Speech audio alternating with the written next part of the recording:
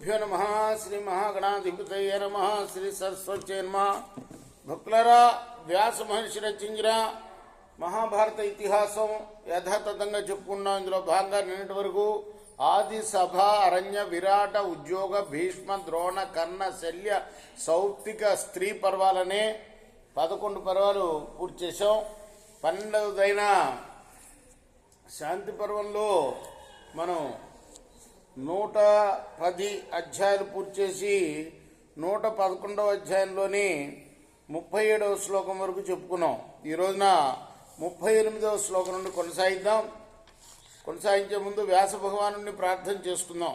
వ్యాసాయ విష్ణు రూపాయ వ్యాస రూపాయ విష్ణవే నమో వై బ్రహ్మనిధయే వశిష్ఠాయ నమో నమః.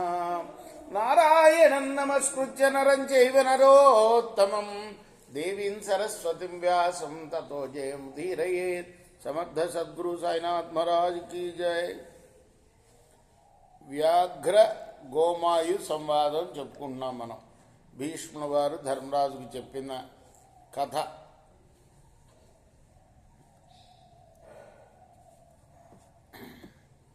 పులి నక్క సంవాదం అన్నమాట. మయా సమంత్య పశ్యాస్య నహి హింసా సచివాస్త్వయ మదీయనాహం చ కుపితః మాత్వం దండం నిపాతయే. నాతో కలిసి ఆలోచన చేసిన తర్వాత ఆ తర్వాత నువ్వు ఒకవేళ నీ మంత్రులు ప్రాణదండనకు తగిన వాళ్ళు అన్నా కూడా నువ్వు వాళ్ళని చంపవాక. అలాగే నా వారి మీద కూడా కోపంతో దండన విధించకు.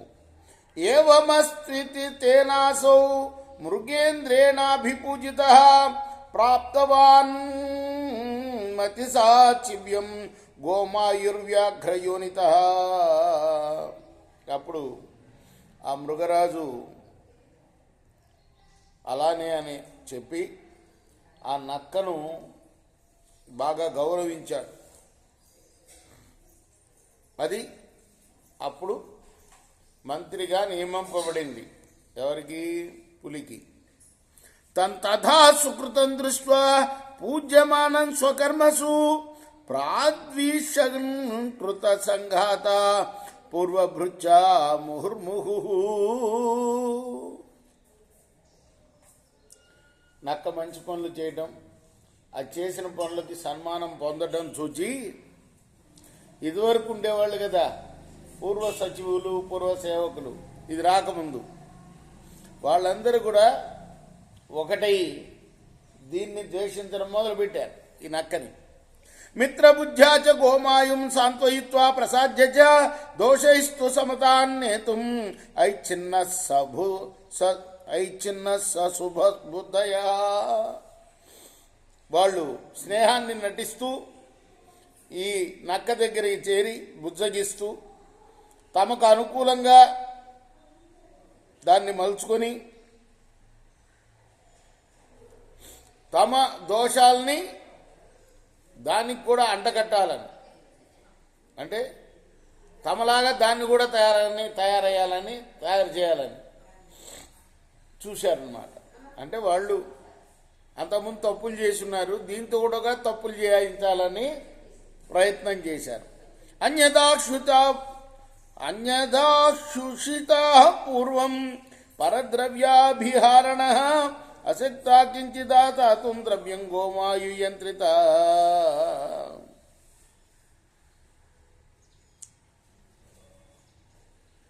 పైగా అంతకుముందు డబ్బులు తస్కరిస్తూ ఉండేవాళ్ళు, దొంగతనం చేస్తూ వాళ్ళు.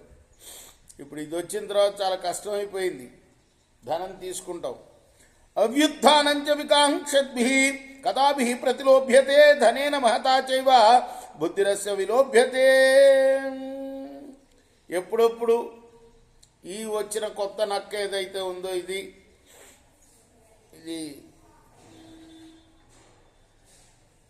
దీని గొప్పతనం పోవాలని చూస్తున్నారు. అంటే పతనం అవ్వాలని కోరుకుంటున్నారన్నమాట. అనేక రకాలుగా దాని చెవిలో ఏవేవో చెప్తున్నారు దాన్ని నాశనం చేయడం కోసం. నచాపి సపః ప్రాజ్ఞః తస్మాత్ ధైర్యాచ్చ చాలః అధాస్య సమయం కృత్వా వినాశాయ తథా పరే. అయినా దాని ధైర్యం వాటి వల్ల చలించల. అప్పుడు ఇతరులందరూ దాని వినాశనానికి ప్రతిజ్ఞ పూని ప్రయత్నించడం మొదలుపెట్టారు. ఈప్సితం తు మృగేంద్రస్య మాంసం యత్తత్ర సంస్కృతం అపనీయ స్వయం తద్ధి తైర్వ్యస్తం తస్య వేష్మని. ఆ మృగేంద్రుడికి కావలసిన తయారుగా ఉంచబడిన మాంసాన్ని వారు స్వయంగా అక్కడి నుండి తీసేసి ఆ నక్క నివాసంలో పెట్టడం మొదలుపెట్టారు. యదర్థం చాప్యపహృతం యన తచ్చైవ మంత్రితం తస్య తద్విదితం సర్వం కారణార్థం చ మర్షితం.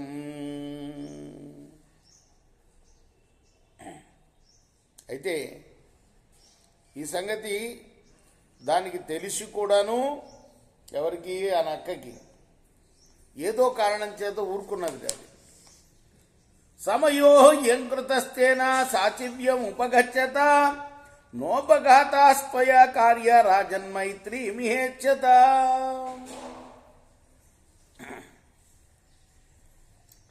మంత్రి పదవి చేపట్టే ముందే ఈ నక్క ఆ మృగేంద్రుడితోటి అంటే ఆ పులితోటి ఒక ఒప్పందం చేసుకున్నాడు. ఏమిటది? నన్ను నువ్వు చంపకూడదు అని. భీష్మవాచ క్షుతితస్య ముఖేంద్రస్య భోక్తమభ్యుత్తితస్య చ భోజనాయోపహర్తవ్యం తన్మాంసం నోపదృశ్యతే. భీష్ముడు చెప్తున్నాడు మధ్యలో, అంటే కథ చెప్తూ మధ్యలో ధర్మరాజుతో అంటున్నాడు, ఆకలికి ఉన్న మృగేంద్రుడు భుజించడానికి లేచేసరికి భోజనం కనపడలే అక్కడ. మృగరాజేన చాజ్ఞప్తం దృశ్యతాం చోరయిచ్యుతాకృత కైశ్చాపి తన్మాంసం మృగేంద్రాయోపపన్నితం సత్వేనాపనీతంతే విదుషాం ప్రాజ్ఞమానినా. వెంటనే దొంగను కనిపెట్టమని ఆజ్ఞాపించాడు.